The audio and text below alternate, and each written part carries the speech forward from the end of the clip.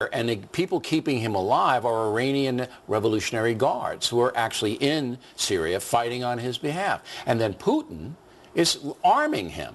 So these are bad guys. Let me take my Fox contributor hat off for a second. Sure, okay? Go ahead. Actually use. And in the Impact segment tonight, talking with the devil. As you may know, Fox News contributor Dennis Kucinich and Fox News senior affairs correspondent Greg Palkot interviewed the Syrian tyrant Assad this week in Damascus.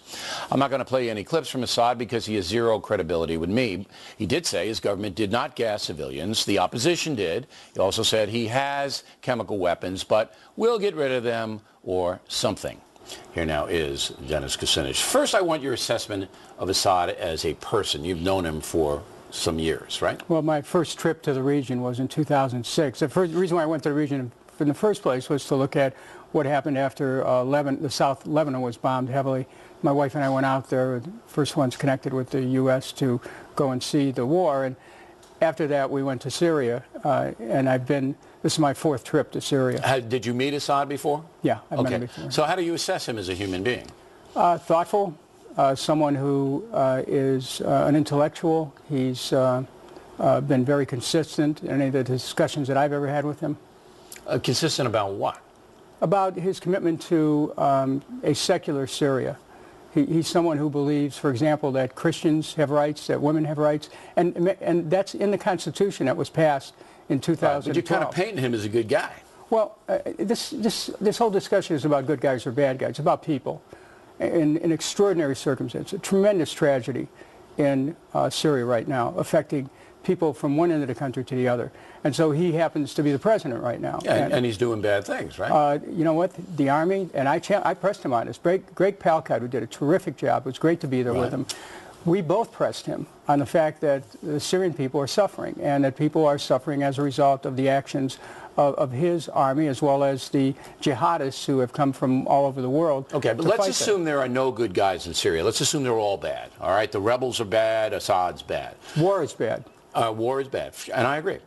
But you're talking with a guy who basically is killing civilians. Now, I believe he gassed the people, but you know. But the UN report didn't conclude that. But Mr. Moon, in charge of the UN, basically said it was an offhand comment, Bill. He never. Well, that's what he believes. He didn't have any proof. I mean, you have to have proof of those things. Look. You have to have proof. I don't have to have proof because I know the region, and I know that the other people didn't have the delivery system to do it. Only he has the delivery system. But I don't want to argue that now. I want to argue the fact that this guy is a killer, and I believe he will be charged with war crimes somewhere down the line, or wind up like Gaddafi in a ditch with a bullet in his head. He's done. However, you seem to see some good in him, or am I reading you wrong? I think that you have to look at the situation in Syria as being an extremely complex situation, where people who are in power and people who are vying for power each have different goals. What I've learned in the interview that I did with Greg Palkot is that President Assad is someone who is fighting not a civil war, but protecting his country against a sectarian war that is being visited through the money of Saudi Arabia and Qatar. He didn't say that, but I know that from my own studies. Sunni versus Shia, fundamentalist versus secularist. I got it. But let's face it, who backs him? Who's his primary backer? Iran. Oh, no, actually, you have to look at the war. Wait. Iran is his primary backer, and the people keeping him alive are Iranian Revolutionary Guards who are actually in Syria fighting on his behalf. And then Putin is arming him. So these are bad guys. Let me take my Fox contributor hat off for a second. Sure, okay? Go ahead. I'm about American interests. What's in the best interest of Americans? Again, it wasn't in America's interest to attack Syria. And certainly most of the people agree with you on that. I looked at Damascus, okay? Yeah. 1.7 million people, densely populated. A missile strike there would kill tens of thousands of people. Look, and spread war across the region. Just like who gas, the people can make up their own mind. The facts are the facts. But let's get back to Assad and you. I mean, you got the interview because Assad likes you, I assume. He didn't call up and say, hey, send O'Reilly over there, although I'd love to do it. I think it would have been an even better interview. Believe me, it would have been.